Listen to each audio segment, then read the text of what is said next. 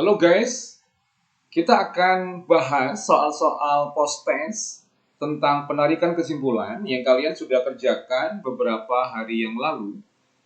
Dan karena setiap kelas soalnya ada variasi ya, tetapi hakikatnya kan prinsipnya sama, maka kita mengambil soal dari salah satu kelas untuk kita bahas bersama ya. Mari kita langsung saja mulai dengan soal yang pertama. Premis 1 diketahui di sini,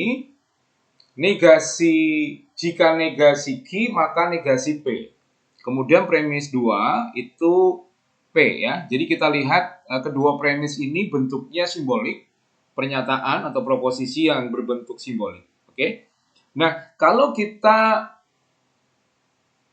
menarik kesimpulan dari premis-premis yang ada, tentu kita akan menggunakan salah satu dari 3 metode yang sudah kita pelajari, yaitu modus ponens, modus tollens, atau silogisme. Salah satu dari ketiga itu ya. Nah, kita lihat dari kedua premis ini mana yang memungkinkan, metode mana yang memungkinkan. Ya, premis 1 mengatakan jika negasi Q maka negasi P. Kemudian premis kedua itu P. Nah, ini cocok dengan modus tollens. Kalau kita bisa kerjakan secara langsung ya. Karena modus tollens, bentuk umumnya dari modus tollens adalah jika P maka Q untuk premis 1, kemudian untuk premis keduanya adalah negasi Q. Maka kesimpulannya adalah negasi P. Oke?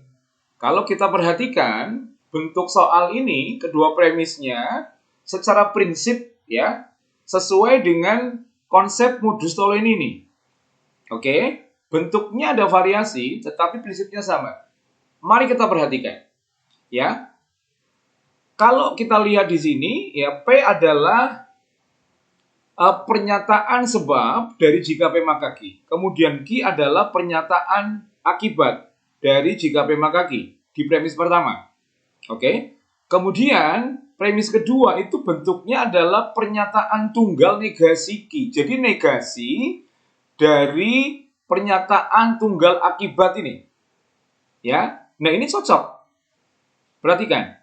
Jadi di premis 1 di soalnya jika negasi Q maka negasi P. Oke. Saya lingkari lagi pernyataan tunggal akibat yaitu negasi P. Kemudian premis 2-nya adalah P. Nah, P itu adalah negasi dari negasi P. Oke. Di mana negasi P ini adalah pernyataan tunggal dari premis pertama untuk posisi akibat. Cocok sesuai dengan ini. Ini adalah modus tollens ya. Modus tollens. Oke. Kalau begitu ini sudah sesuai. Maka hasilnya ya konklusinya adalah negasi dari negasi Q. Ya, karena modus tollens jika pernyataan premis satunya jika P maka Q, maka konklusinya adalah negasi dari P. Negasi dari pernyataan tunggal yang berada di posisi sebab dari premis pertama ini. Ya, negasi P. Di sini posisi P-nya adalah atau ditempati oleh negasi Q, berarti konklusinya negasi dari negasi Q, ya. Negasi dari negasi Q. Sehingga ini sama dengan Q. Oke, maka kesimpulannya hasilnya adalah Q. Itu soal yang pertama. Ya. Semoga bisa dipahami. Oke. Kita sekarang ke soal yang kedua. Ya. Oke, soal kedua, kita punya dua premis lagi sama-sama berbentuk simbolik, ya. Premis pertama, jika negasi P maka negasi Q. Jika negasi P maka negasi Q, ya. Kita amati, kita perhatikan baik-baik. Kemudian premis yang kedua itu Q. Ini kalau kita langsung kerjakan dengan modus tollens juga sama kan? Ya, karena premis kedua Q itu merupakan negasi dari negasi Q. Ya, negasi dari ini. Sama dengan konsep modus tollens. Kalau begitu kemudian konklusinya adalah negasi dari negasi P. Ya. Negasi dari negasi P itu sama dengan P. Oke, ini hasilnya. Nah, kalau begitu kok modus tollens terus yang digunakan. Nah, begini, hakikatnya modus ponens dan modus tollens itu bisa digunakan untuk satu soal yang sama. Jadi kalau kita bisa menyelesaikan dengan modus tollens, maka kita pun sebetulnya bisa menyelesaikan dengan modus ponens. Yang berbeda itu silogisme. Karena kalau silogisme, premis 1 dan 2 itu sama-sama berbentuk proposisi atau pernyataan majemuk. Sedangkan kalau di modus ponens dan modus tollens, premis keduanya itu pernyataan tunggal bentuknya. Oke ya. Nah, sekarang kita coba cek. Kalau kita gunakan metode modus ponens ya. Ini kan kita gunakan tollens tadi ya. Ini kita gunakan modus tollens. Nah, bagaimana kalau kita menggunakan modus ponens? Kalau kita menggunakan modus ponens, di mana premis 2-nya sudah jelas Q, ya. Nah, premis 1-nya ini kita ubah bentuk yang ekivalen, yang nilainya sama, tapi bentuknya kemudian berbeda, ya, dengan kontraposisi. Dengan kontraposisi. Jika negasi P, maka negasi Q itu setara atau ekivalen dengan jika Q maka P. Oke? Nah, ini posisinya kan sama. Ya. Jadi di premis 1, jika Q maka P berarti pernyataan tunggal di posisi sebab di premis 1 itu ditempati oleh Q. Sedangkan pernyataan tunggal di posisi akibat itu ditempati oleh P ya. Dan syarat modus ponens itu pernyataan tunggal di posisi sebab di premis 1 harus sama dengan pernyataan tunggal di premis 2. Maka ini sesuai dengan kaidah dari modus ponens. Maka kesimpulannya adalah P ya, sama dengan ini. Begitu ya. Jadi hakikatnya memang kalau satu soal itu bisa dikerjakan dengan modus ponens, maka soal itu juga bisa dikerjakan dengan modus tollens. Ya. Hakikatnya seperti itu. Oke. Ya, nomor 2 sudah berhasil kita pecahkan. Sekarang kita menginjak ke soal ketiga. Oke, kita punya di soal ketiga premis 1 ya. Itu mengatakan jika negasi Q maka negasi P. Ya, ini jelas premis 1 itu memang hampir selalu bentuknya adalah pernyataan majemuk ya atau proposisi. Kemudian premis 2-nya ternyata juga pernyataannya merupakan pernyataan majemuk, bukan tunggal lagi. Nah, kalau kita menemukan yang seperti ini, pasti kita menggunakannya silogisme. Ya, kita pasti menggunakan silogisme. Jadi pola pikir kita sudah, ini langsung, oh berarti silogisme ini. Nah, silogisme itu bentuk umumnya. Jika P maka Q untuk premis 1, premis kedua jika Q maka R, ya, di mana ini sama, betul? Maka konklusinya akan menjadi jika P maka R. Kan begitu. Ya. Nah, sekarang kita lihat premis 1 dan 2. Simbol-simbol yang dipakai itu huruf P, Q, dan R kok ya. Sama dengan bentuk umum dari rumusan silogisme ini. Tetapi bentuknya kok tidak persis sama maksudnya ya. Sama-sama huruf P, Q, dan R. Tetapi kok pernyataannya kok beda gitu ya. Nah, kita coba samakan. Karena berarti dalam pikiran kita ya, kita muncul ke ini berarti pernyataannya sebetulnya ekivalen dengan pernyataan-pernyataan implikasi dasar yang digunakan dalam silogisme. Oke ya. Oke, kita lihat dulu premis 2. Kenapa lihat premis 2 dulu? Karena premis 2 itu menggunakan atau, menggunakan disjungsi. ya, disjungsi tidak bisa kan dijadikan ya secara langsung dijadikan dasar acuan untuk pengambilan keputusan. Karena kalau kita melihat ponens, tolens, dan silogisme, itu semua proposisinya menggunakan implikasi. Bentuknya implikasi. Nah, kalau ada disjungsi, maka bentuk disjungsi itu kita bawa ke implikasi. Dengan konsep kesetaraan, dengan konsep ekivalensi, kan begitu. Nah, kita sudah belajar ekivalensi kan? Kalau kita punya pernyataan negasi Q atau R, negasi Q atau R itu ekivalen dengan jika Q maka R. Ekivalen ini. Ya, jika Q maka R. Nah, sekarang kita premis 2 sudah punya pernyataan yang implikatif yaitu jika Q maka R. Nah, kita lihat bandingkan dengan premis 1. Oh, dengan premis 1 belum bisa ya. Secara langsung kita gunakan silogisme karena premis 1 itu jika negasi Q maka negasi P. Padahal silogisme itu kalau kita lihat ya, ini harus sama nih. Jadi di posisi di posisi pernyataan akibat di premis 1 harus sama pernyataan sebab di premis 2. Padahal kalau kita lihat di sini ya, akibat di premis 1 itu negasi P, sebab di premis 2 itu Q, kan berbeda. Oh, berarti nah pikiran kita berkembang lagi.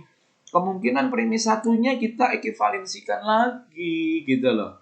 Kalau kita ekivalensikan sekarang menggunakan kontraposisi. Jika negasi Q maka negasi P itu ekivalen dengan jika P maka Q. Oh, sudah sama nih, lihat ya. Oh, berarti kita sudah bisa langsung membuat konklusi, yaitu jika P maka R. Ternyata ini hasilnya jawabannya ya, jika P maka R. Begitu pola pikirnya. Oke, bisa dipahami ya.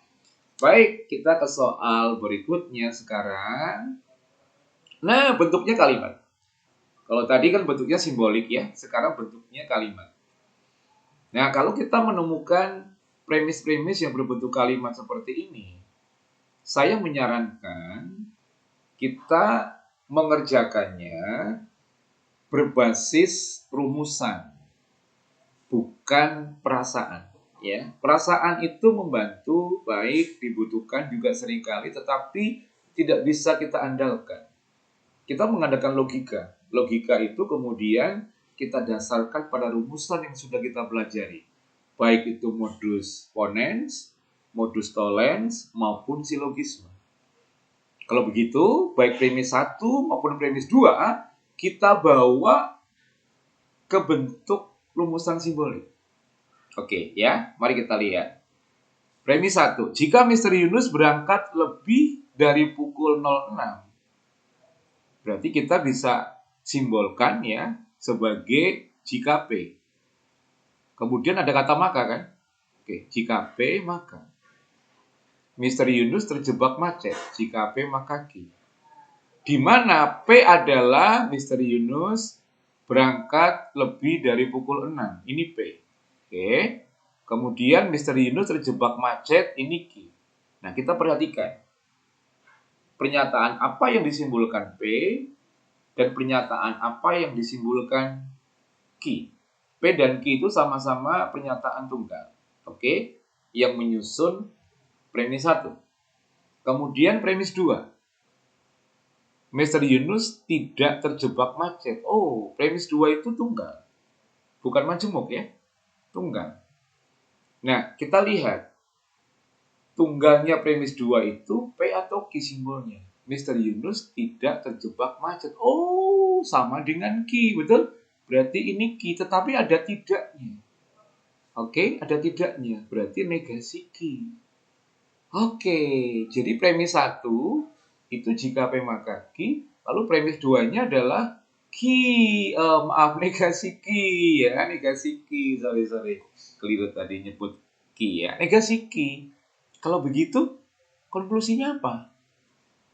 Nah, modus apa atau teori apa, hukum apa yang kita gunakan di sini? Yang digunakan adalah modus tollens kan di sini. Karena premis 2 itu sama dengan atau merupakan ingkaran dari pernyataan akibat di premis pertama. Berarti kesimpulannya adalah negasi P. Oke. Nah, negasi P sekarang kita buat kalimatnya. Oke, kita buat pernyataan dalam bentuk kalimat bahasanya. Oke. P adalah Mr. Yunus berangkat lebih dari pukul 06. Kalau dinegasikan menjadi Mr. Yunus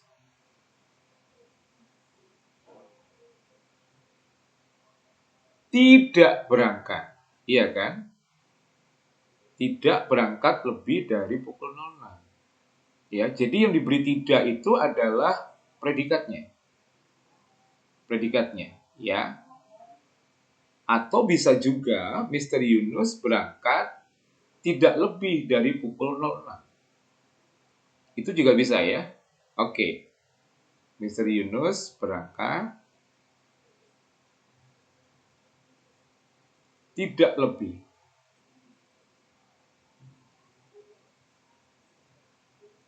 dari pukul 06. Begitu. Inilah jawabannya ya. Boleh juga ya tadi ya, Mr. Yunus tidak berangkat lebih dari pukul 06. Sama juga ya, secara makna kan tidak ada perbedaan. Secara makna bahasa tidak ada perbedaan. Oke ya.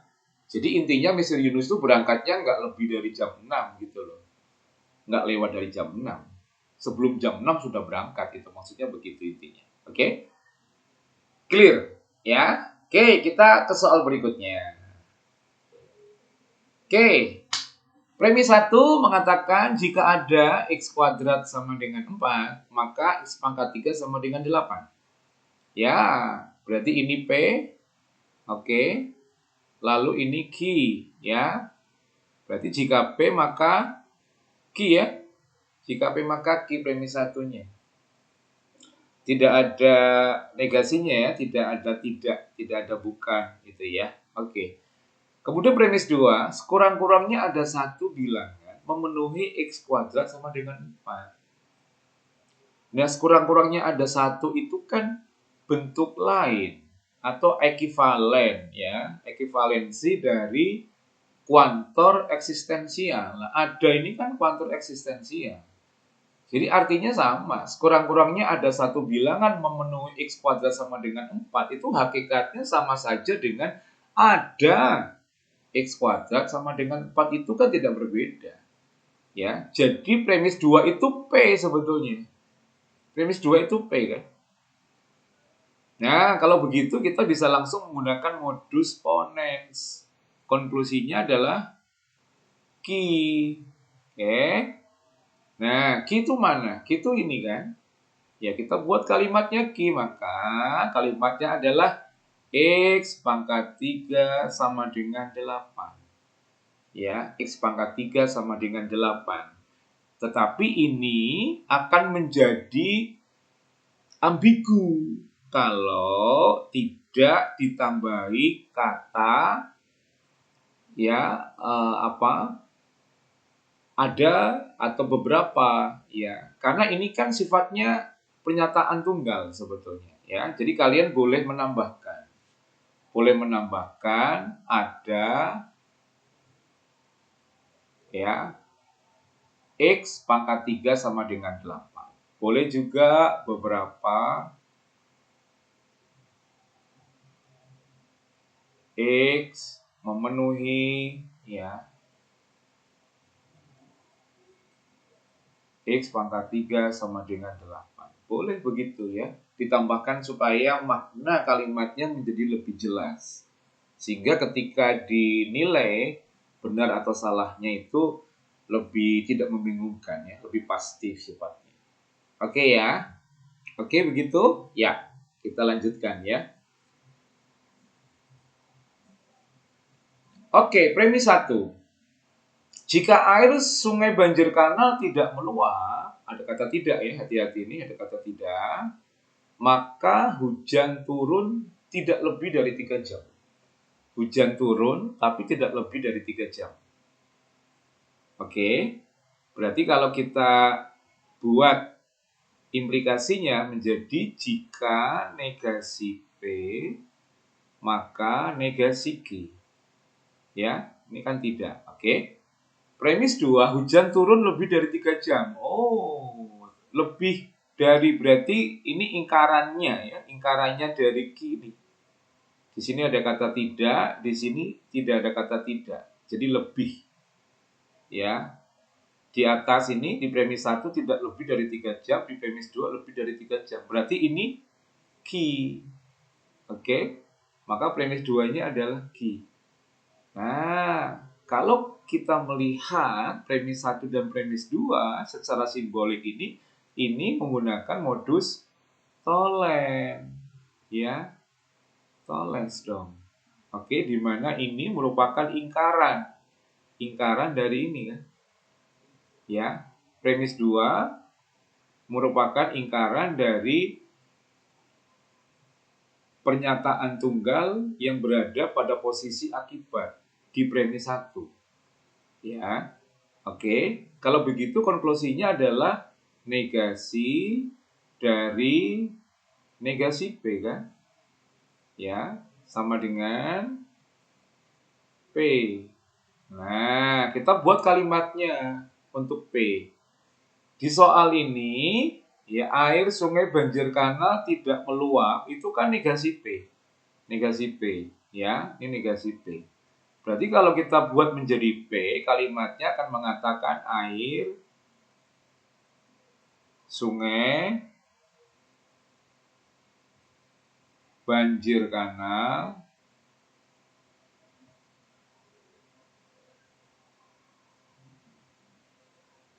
meluap.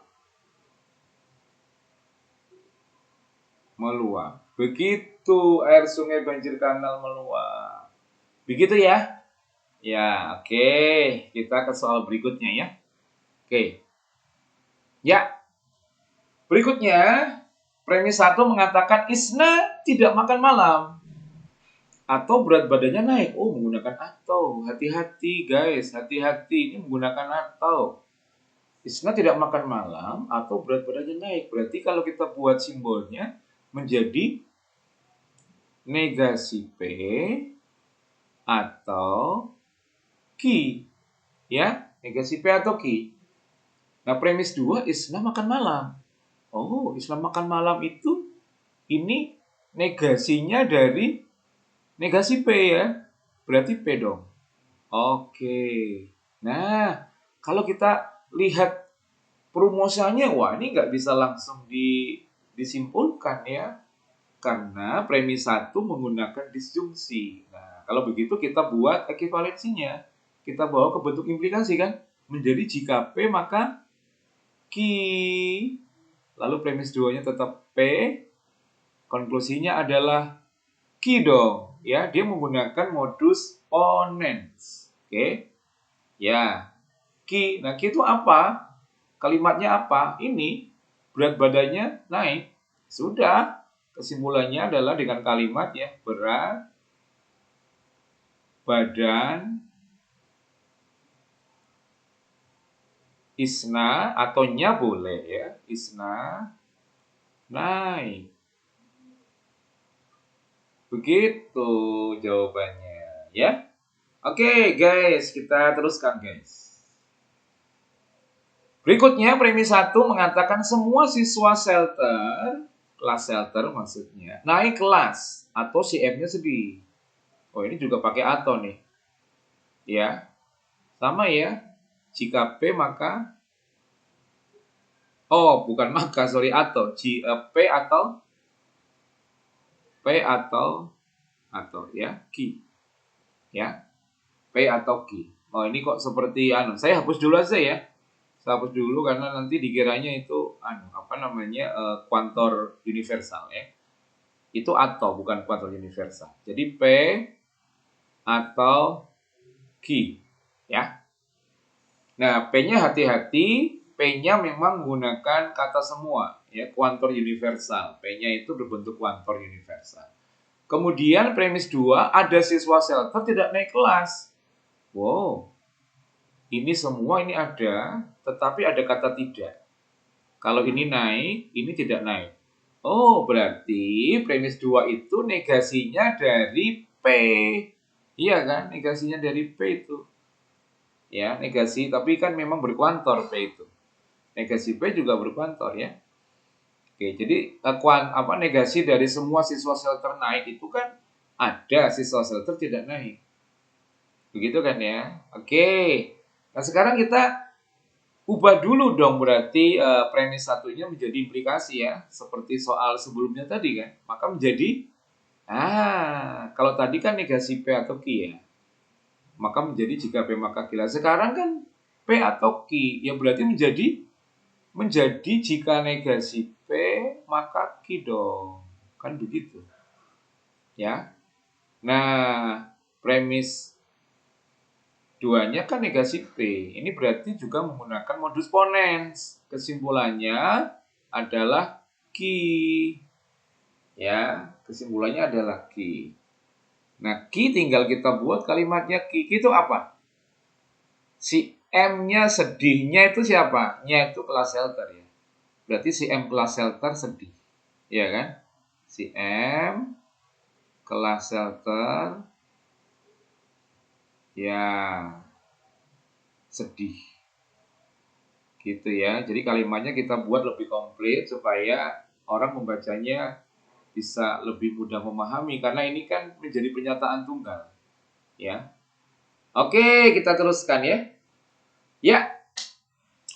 Berikutnya premis 1, jika Laura tidak sarapan, maka asam lambungnya naik. Oh, ada kata tidak. Hati-hati ya. Berarti jika P maka Q. Gitu kan? Iya tidak? Oke, P-nya dikasih negasi karena ada kata tidak kan. Saya sudah garis bawah nih di sini. Oke ya. Kemudian premis 2. Asam lambung Laura tidak naik atau dia pergi ke dokter. Asam lambungnya ini kan sama-sama nih asam lambung. Berarti ini hubungannya dengan Q, tetapi ada kata tidaknya. Berarti dia negasi Q ya. Negasi Q atau dia pergi ke dokter berarti R. Karena pergi ke dokter itu pernyataan yang belum ada sebelumnya. Dia bukan P juga bukan Q itu. Kita beri simbol N. Oh, kemungkinan silogisme kan ya, karena premis 1 dan 2 sama-sama menggunakan pernyataan majemuk, bukan tunggal. Oke. Nah, maka kita sesuaikan, tapi jangan langsung kedua-duanya ya. Karena ini kan tidak bisa langsung kita gunakan silogisme karena premis 2-nya itu pakai atau kan. Dia disjungsi, maka kita bawa dulu dia ke bentuk implikasi. Premis 1 jangan kita apa-apakan dulu. Ya, karena belum tentu butuh treatment.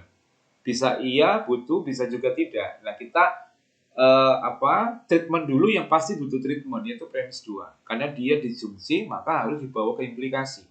Nah, ekivalensi dari negasi Q atau R adalah jika Q maka R. Oh, sudah sesuai nih, kan ini sama. Ya kan, syaratnya silogisme kan ini sama, supaya bisa dicoret.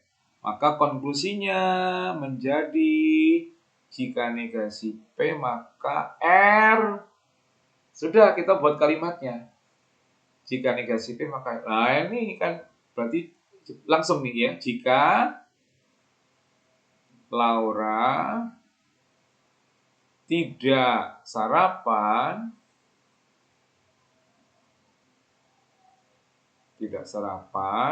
maka dia pergi ke dokter. Ya. Dia pergi ke dokter. Begitu jawabannya. Ya, oke ya.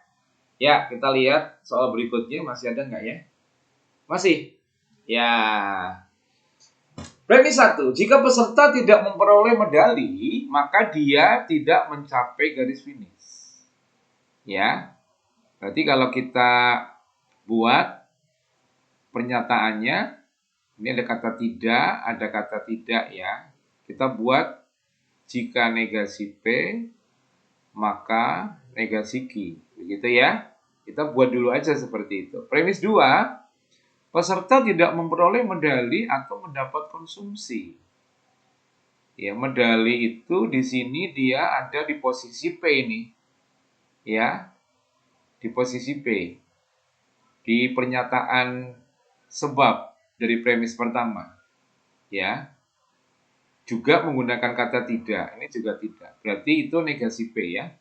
Negasi P atau mendapat konsumsi atau R. Nah, berarti yang perlu ditreatment barangkali ini dulu, barangkali ya. Yang atas jangan dikutik dulu. Berarti menjadi jika P maka R. Loh, kita bandingkan dengan premis 1 kok. Ini nggak nyambung ini dengan ini. Iya kan? Jadi tidak bisa kita coret itu. Oh, berarti premis 1-nya pun jangan-jangan butuh di treatment. Kita buat pernyataan yang ekivalen.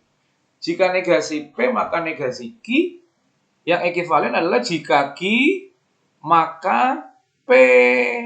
Ya, dengan kontraposisi. Nah, ini udah bisa nih, karena sama kan. Ini sama-sama P. Tinggal coret. Maka konklusinya adalah jika Q, maka R. Nah, sudah, kita tinggal buat kalimatnya ya. Tadi Q itu kan yang ini. Ya, berarti jika peserta mencapai garis finish. Jika peserta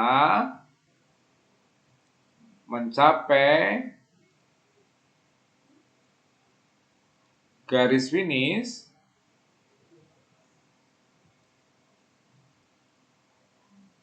maka R-nya adalah mendapat konsumsi ya, maka dia mendapat konsumsi. Gitu. Ya, mendapat konsumsi. Oke. Ya, semoga bisa dipahami, oke. Kalau belum nanti diputar-putar, dibolak-balik ya videonya. Oke. Selesai. God bless you guys. Semoga membantu apa yang sudah kita lakukan malam ini ya. Semoga video ini bisa mempermudah kalian untuk memahami. Oke guys.